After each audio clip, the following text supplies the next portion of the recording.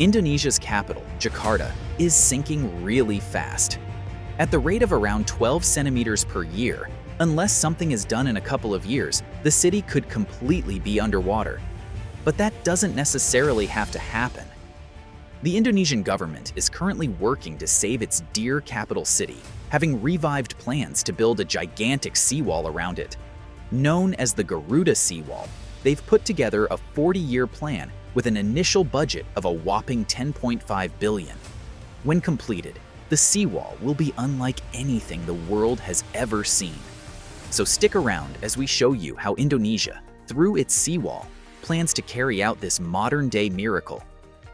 If you're wondering why Jakarta is the fastest sinking megacity in the world, the answer is pretty straightforward. First of all, the city is home to numerous high-rise buildings. In fact, it has the most shopping malls in the world and currently ranks 12th for the number of skyscrapers. These tall buildings carry excessive weights that tend to pressure the soil underneath. Secondly, the water shortages in the region have led to many groundwater extraction activities, which isn't doing any good to its landscape.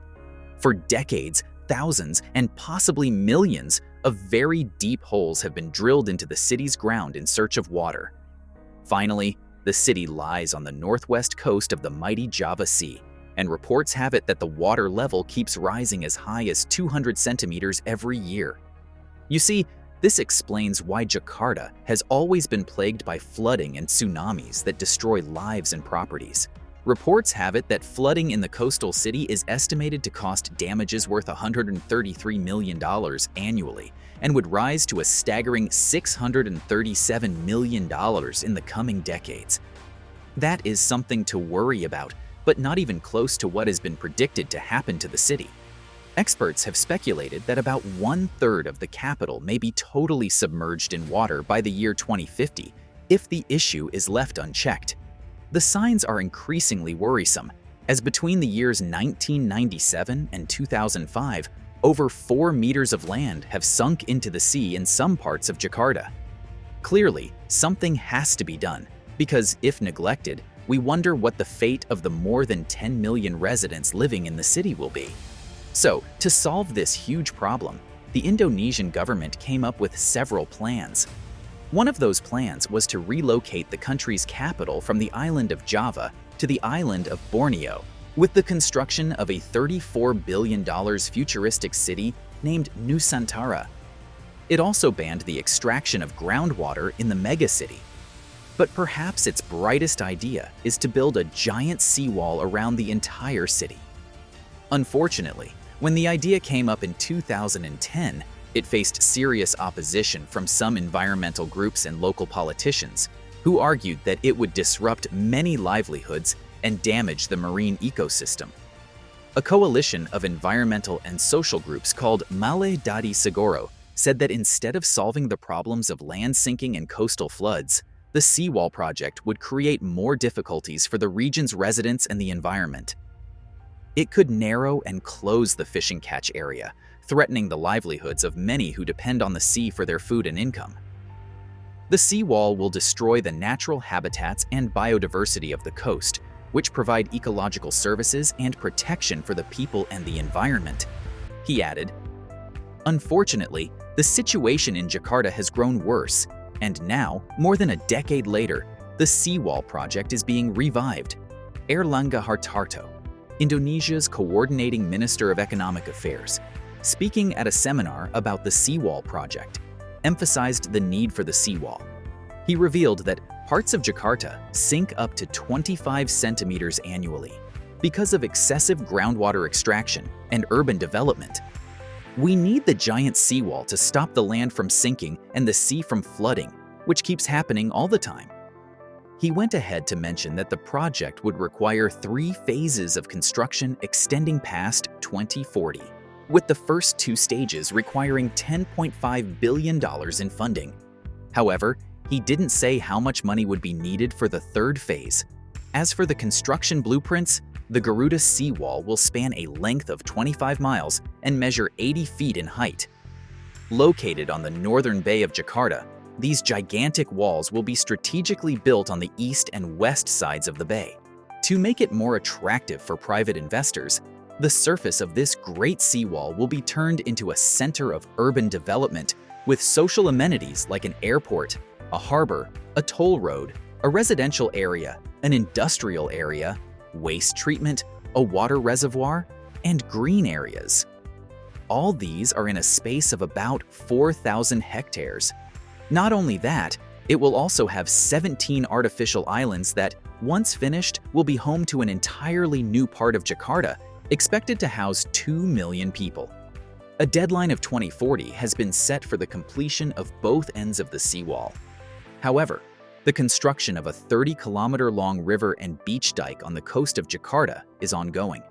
The project, which was flagged off in October 2014, has a deadline set for 2030. It is an extension and strengthening of the already existing dike that was run over by the Great Jakarta Flood of 2007. To complete the entire project in 2050, a freshwater reservoir within the walls of Garuda will be constructed. The aim is to address the water supply problem in Jakarta, which relies on groundwater extraction.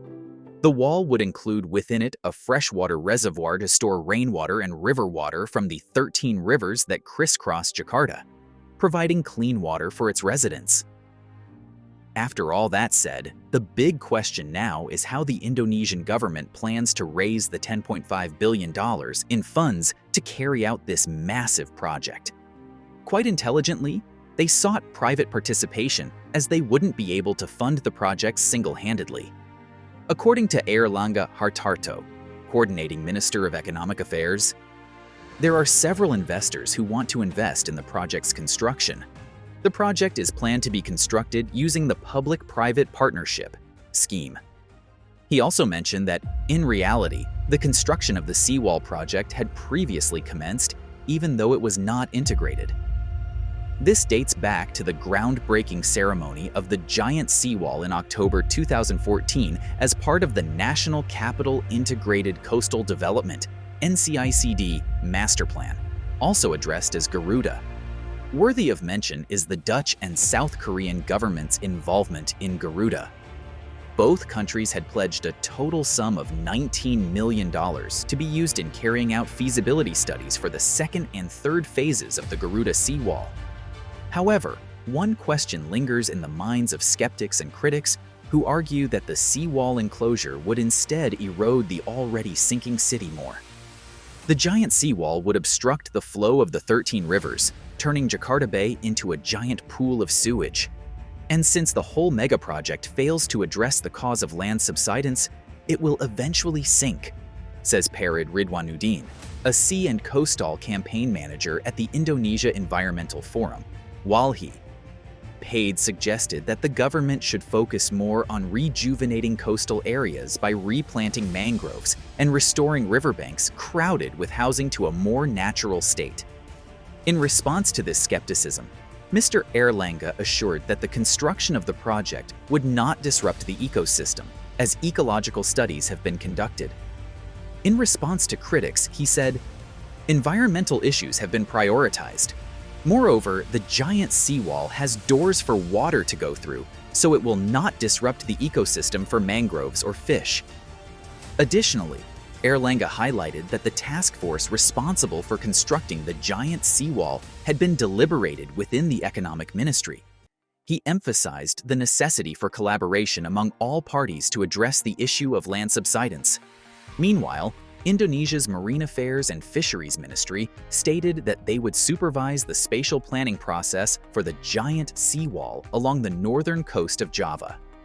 In conclusion, though the Garuda giant seawall project has been met with heavy criticism, especially from several Indonesians who are not sure if the project will actually be effective, it is a massive step in the right direction.